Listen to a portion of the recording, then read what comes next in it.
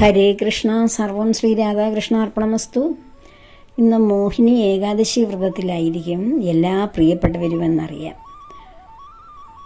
ഭഗവാന്റെ അനുഗ്രഹങ്ങൾ സമൃദ്ധമായി ലഭിക്കുന്ന വൈശാഖ മാസത്തെ ഈ പുണ്യ ദിവസത്തെ പരമാവധി ഈശ്വര പ്രാർത്ഥനകളിലൂടെ, നാമജപങ്ങളിലൂടെ, ഭഗവാന്റെ കഥാശ്രവണങ്ങളിലൂടെ ഭഗവത് സാമീപ്യത്തിലിരിക്കുവാൻ എല്ലാവരും ശ്രമിക്കും എന്ന് കരുതുന്നു.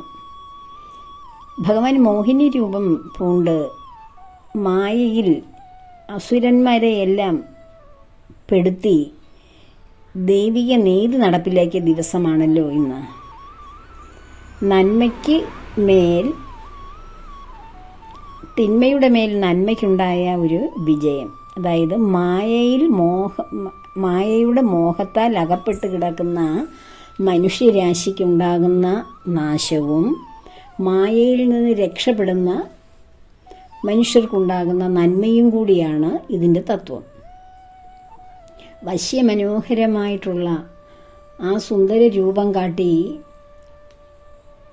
അസുര വംശത്തെ ഒന്നടങ്കം കബളിപ്പിച്ച് നന്മയുടെ അല്ലെങ്കിൽ ഉയർച്ചയുടെ ആത്മീയതയുടെ ഉന്നതിയിലേക്ക് എത്തുവാനുള്ള മാർഗമായിരുന്ന അമൃതിനെ, അമരത്വത്തിനെ സത്വഗുണമുള്ള ദേവന്മാർക്ക് ദാനം ചെയ്ത ദിവസമാണിത്. അപ്പോൾ ആരാണോ മായയിൽ പെട്ടുപോകുന്നത്, മായയാകുന്ന ഈ മോഹവലയങ്ങളിൽ പെട്ടുപോകുന്നവരാരാണോ അവർക്കുണ്ടാകുന്ന ജീവിതത്തിൻ്റെ ദുരവസ്ഥകളും അതിൽ നിന്ന് കരകയറുന്നവർക്കുണ്ടാകുന്ന നന്മയുമാണ് ഈ മോഹിനി അവതാരത്തിലൂടെ ഭഗവാൻ നമുക്ക് തരുന്ന സന്ദേശം.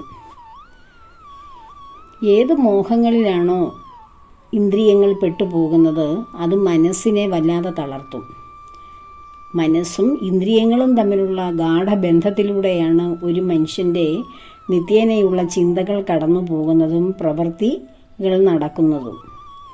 അപ്പോൾ ഈ മായയിൽ മൂടിക്കിടക്കുന്ന നമ്മുടെ മനുഷ്യ ജീവിതത്തെ ഈശ്വരീയമായ സങ്കല്പങ്ങളിലൂടെ, ഈശ്വര ആരാധനയിലൂടെ,